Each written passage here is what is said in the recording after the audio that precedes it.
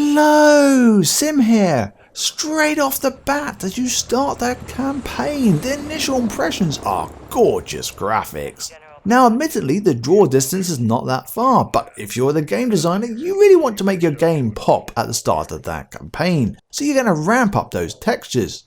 The game overall has 17 missions, and taking a break from the traditional trophy achievement reward system, no achievements actually exist for completing individual missions. This time you get one for completing the campaign on any difficulty, and another one for completing it on veteran or realism. So naturally, being a COD veteran, I played it on veteran. Realism is not unlocked until you complete the campaign once.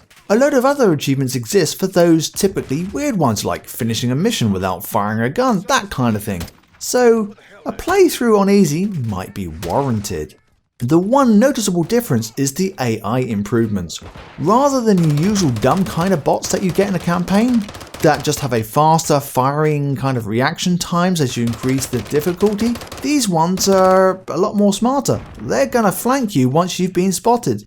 So this is kind of where multiplayer skill needs to be utilized in campaign mode. It's so easy to call it single player mode, but now there's a co-op mode for doing a campaign, naturally with its own achievements. There are nods in the campaign to the original Modern Warfare series like, "What kind of name is Soap?" or "No Russian." Yes, you're gonna have to watch the trailer. That's at the end title of the credits. You know, it's literally like 1 minute in, so stay in and watch it. So it raises the question, is the newer Modern Warfare 3, the successor to this new Modern Warfare 2, not the 2009 version, going to have a plot based upon the original 2009 Modern Warfare 2? Who the heck knows? But there are other nods like the sniping missions and having enemies walk past you, and you have to carefully move left or right and not be spotted and not be in their path. Unlike previous CODs, this one seems to have a lot more checkpoints, loads of them. Some of those checkpoints are in very quick succession. I'm literally talking about 30 seconds apart.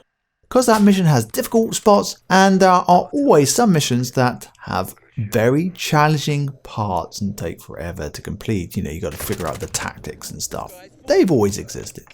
Sometimes when you think you should have progressed onto another checkpoint because you cleared one building and then you went on to building number 2 and then you get killed and you're back to clearing building number 1. This occurs when you didn't do something and it wasn't clear what the heck you didn't do. And thus you didn't achieve that next checkpoint that you should have achieved but you didn't. And I had this at a particular point in a particular mission where Price is saying something like, "Hey, watch out about the enemy awareness," as I look at an enemy. But Price wasn't talking about that enemy because that enemy wasn't aware. He was talking about a completely different enemy on the part of the map that I had to go and take care of. And once I've taken care of that correct enemy prior to the original ones that I was pointing at when Price says, "Hey, watch out for their awareness," then I proceeded to the next checkpoint. And it was like, oh, thank God, finally, we're through this one, you know.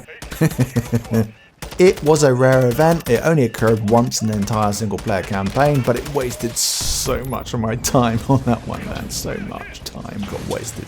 So you got your standard missions: shoot enemies, progress through a level, survive waves of enemies whilst waiting for extraction, and then you got these kind of stealth kind of missions. Don't get spotted, take them out silently. And then you got a variant of that where you've got like no weapon at all and you have to craft your own weapon. And suddenly it kind of feels like you're playing an RPG. Perhaps they're just trying to cater for a wider audience? Or they're making the game feel longer because they didn't have time to make the mission more exciting in a traditional sense. Who knows? Anyway, as I played it on Veteran, the game took me just over 10 hours or so. I know this because I recorded a gameplay. So if you'd like to see a non-perfect kind of walkthrough for Veteran difficulty, please let me know in the comments below, because, you know, cutscenes are likely to be cut and excluded out of the video because I'll get a load of copyright strikes and stuff, and I don't want that. Now, one of the most noticeable difficulties about playing this campaign is the enemies who run around with heavy armor. Yep.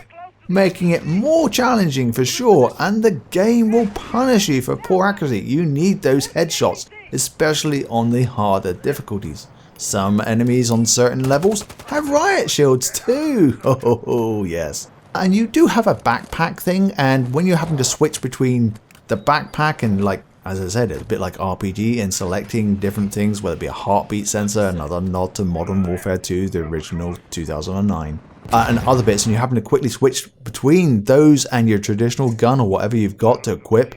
It was a bit clunky when you have to do it really fast, so that's just a quick mention there, because that was definitely noticeable right at the end of the campaign. However, overall, I enjoyed the campaign. Playing it on easier difficulty for sure will be more immersive as you die less, you bullet sponger. But I'm likely to play it again on easy just to get those weird achievements. Now, since Black Ops 1, I rarely played the campaign moving forwards as we went through the series of Call of Duty, because I was turning into more of a hardcore COD player, and I just jumped straight into multiplayer. Go away single player, I'm just using multiplayer. Single player was that option when the PlayStation network was down due to hackers and all that kind of stuff, or the servers were down. It's like, oh well, single player campaign mode, here we come. However, by giving us early access to the campaign, I feel like it was a genius move for those of us who are like the veteran Call of Duty hardcore players, because, you know, it meant that we were definitely going to play the campaign. Do you remember the bad stats of how few people were playing the campaign on the recent Call of Duties? I bet this year's numbers are going to be miles better on campaign being played. So, have you played the campaign? Did you like it? Have I missed something? Let me know in the comments below. And until next time, this has been Sim.